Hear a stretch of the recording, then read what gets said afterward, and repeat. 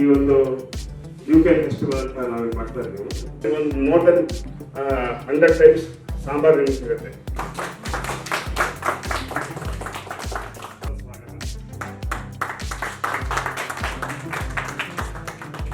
South Ruchis, of course, nothing new to me. ನಾನು ಹೋಗಿದ್ದೀನಿ, race course ಬ್ರಾಂಚಿಗೆ ಹೋಗ್ತಾ ಇರ್ತೀನಿ. ಒಂದು ನನಗೆ ಮನೆ ಹತ್ರ ಇದೆ.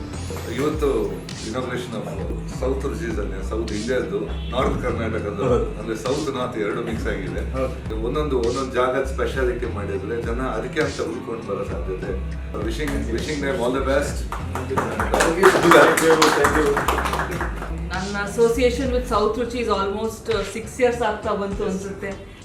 ಎವ್ರಿ ಸ್ಟೆಪ್ ಅವ್ರು ಬೆಳೆದಾಗ ಆ್ಯಕ್ಚುಲಿ ನಾನು ಜೊತೆಗೆ ಬೆಳೀತಾ ಇದ್ದೀನಿ ಅನ್ಸುತ್ತೆ. Because South Ruchis has given me a lot.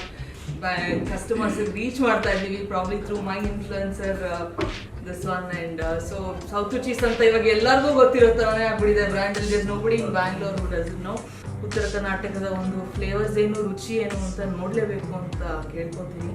So thank you once again for having trust in me. Thanks to South Ruchis who have invited me also. I have also been having the cuisine of South Ruchis from a very long time.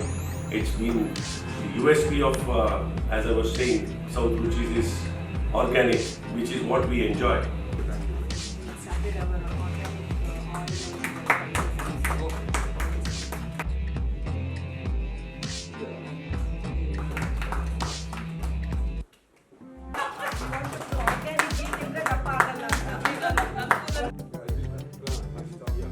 Uttara Kannada is basically Dharwad, Hubli Dharwad Kannada.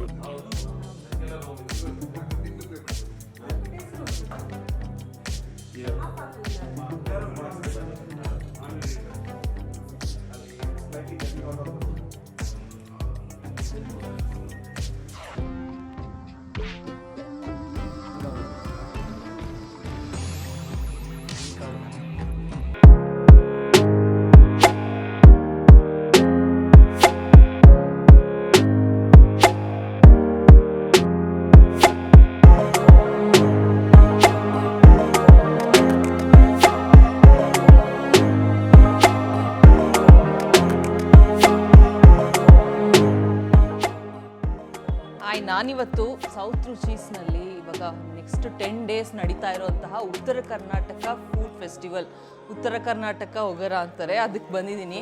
So ಇಲ್ಲಿ ನೀವು ನೋಡ್ತಾ ಇರೋಂಗೆ ಎಲೆಯಲ್ಲಿ ಎಲ್ಲ ಉತ್ತರ ಕರ್ನಾಟಕದ speciality ಐಟಮ್ಸೇ ಇರೋದು.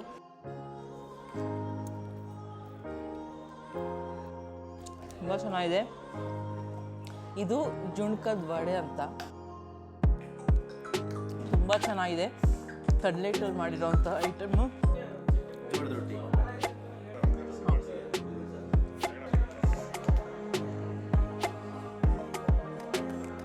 So ಇದು most famous ಉತ್ತರ ಕರ್ನಾಟಕದ್ದು ಜೋಳದ ರೊಟ್ಟಿ ಪ್ಲಸ್ ಎಣ್ಣೆಗಾಯಿ.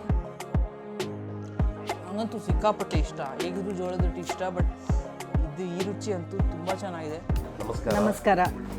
ಇವತ್ತು ಸೌತ್ ರುಚಿ ಹೋಟೆಲಲ್ಲಿ ಉತ್ತರ ಕರ್ನಾಟಕದ ಊಟದ ಹಬ್ಬನ ಮಾಡ್ತಾ ಇದ್ದೀವಿ. ಇದು 9ನೇ ತಾರೀಕಿಂದ 19ನೇ ತಾರೀಕು ತನಕ ಸೌತ್ ರುಚಿಯ ಎಲ್ಲ ಬ್ರಾಂಚ್ಗಳಲ್ಲೂ ಕೂಡ ಇದು ಸಿಗ್ತದೆ. ಬೇಸಿಕ್ ಆಗಿ ನಾವು ಮಂಗಳೂರು ಕಡೆಯ ಅಡುಗೆನೇ ನಮ್ಮ ಹೋಟೆಲಲ್ಲಿ ಹೆಚ್ಚಾಗಿ ಸರ್ವ್ ಮಾಡ್ತೀವಿ. ಇಲ್ಲಿರುವಂಥ ರುಚಿ ಜೊತೆಗೆ ಈ ಸಲ ನಾವು ಉತ್ತರ ಕರ್ನಾಟಕವನ್ನು ಕೂಡ ಜನರಿಗೆ ಕೊಡಬೇಕು ಅಂತ ಹೇಳಿ ಡಿಸೈಡ್ ಮಾಡಿಬಿಟ್ಟು 10 ದಿನದ ಒಂದು ಹಬ್ಬನೇ ಸೆಲೆಬ್ರೇಟ್ ಮಾಡ್ತಾ ಇದ್ದೀವಿ.